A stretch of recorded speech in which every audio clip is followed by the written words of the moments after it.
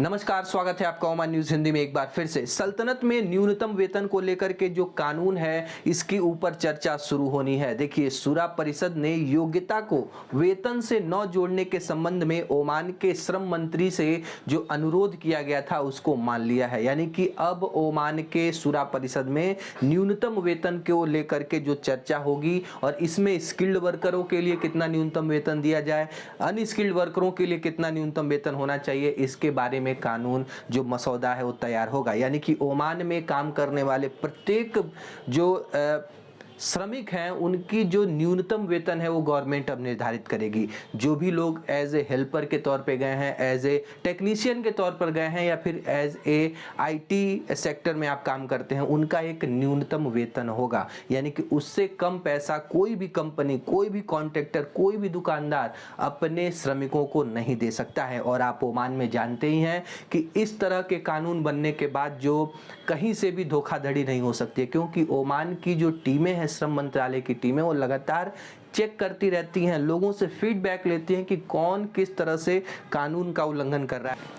Oman के स्वास्थ्य मंत्रालय ने पिछले 24 घंटे के अंदर 1511 नए कोविड मामले दर्ज किए हैं। 5 लोगों की दुखद मृत्यु हुई है। सल्तनत में दर्ज कुल कोविड संख्या अब 3,69,190 हो गई है। मरने वालों का कुल आंकड़ा 4,216 हो गया है। जो लोग ठीक हो चुके हैं उनकी संख्या 3,45,129 है। और देखिए, सल्तनत में जो लोग हॉस्पिटल्स में एडमिट है उनकी संख्या धीरे धीरे अब कम हो रही है। 396 लोग हॉस्पिटल्स में एडमिट हैं। पिछले 24 घंटे के अंदर 82 लोगों को हॉस्पिटल में एडमिट कराया गया है। आईसीयू में एडमिट होने वाले कुल पेशेंट्स की संख्या 78 हो गई है। सल्तनत में वैक्सीनेशन का काम बहुत तेजी से चल रहा है। अलग अलग क्षेत्रों में मोबाइल वैक्सीनेशन को भेज करके, मोबाइल वैन भेज करके लोगों को वैक्सीनेट किया जा रहा है। रॉयल मान पुलिस की डोफार की टीमों ने 3 लोगों को गिरफ्तार किया है चोरी करने के आरोप में। अलग अलग दुकानों से ये लोग जाकर के चोरी कर रहे थे। जब पुलिस ने इनकी तलाशी ली, छानबीन किया, तो इनके पास से चोरी के बहुत बड़ी मात्रा में मोबाइल,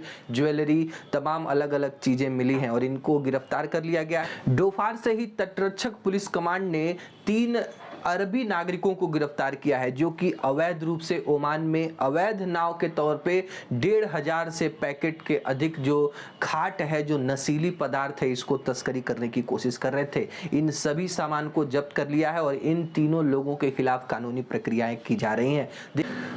ओमान के सेंट्रल ब्लड बैंक ने अपील करते हुए लोगों से आह्वान किया है कि यदि आपका ब्लड ग्रुप ओ नेगेटिव है या फिर बी नेगेटिव है तो आप तत्काल रूप से ब्लड बैंक में जाकर अपने ब्लड को डोनेट कर सकते हैं। बहुत ही क्रिटिकल कंडीशन में कुछ पेशेंट्स को इन ब्लड ग्रुप के ब्लड की आवश्यकता है। नीचे दिए गए नंबरों पे कॉल करके आप अपने अपॉइंटमेंट को बुक करा लें। ओमान के लोक अभियोजन ने एक अपडेट जारी करते हुए बताया है कि 2020 से 2021 आते आते ओमान में अपराधियों की संख्या, जो अपराध की संख्या वो लगातार बढ़ती जा रही है। 21% की वृद्धि दर्ज की गई है। और देखिए, ओमान में जो कुल 2021 में जो अपराध हुए हैं उनकी संख्या 3,637 अपराध ऐसे हैं जिनको महिलाओं ने अंजाम दिए हैं। यानी कि इन अपराधों में महिलाएं शामिल रही हैं। और देखिए, 58% ओमानी महिलाएं और 41% प्रवासी महिलाओं ने मिलकर 2021 में इतने बड़े अपराध को अंजाम दिया है। लोक अभियोजन ने ये आंकड़ा जारी करते हुए बताया है कि ओमान में जिस तरह से अपराध बढ़ रहे हैं, लेकिन इसके साथ साथ महिलाओं की भागीदारी अपराध में बढ़ रही है, ये चिंता का विषय है।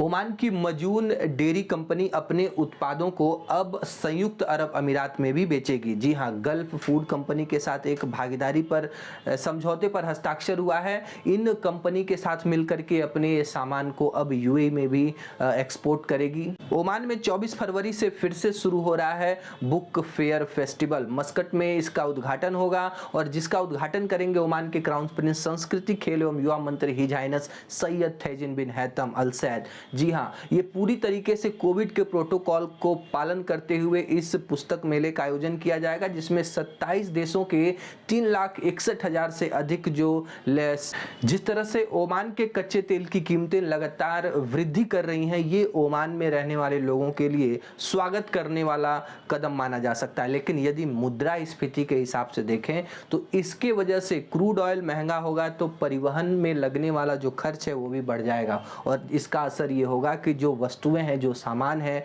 जो बाहर के देशों से एक्सपोर्ट किया जाता है, उनके दाम बढ़ जाएंगे।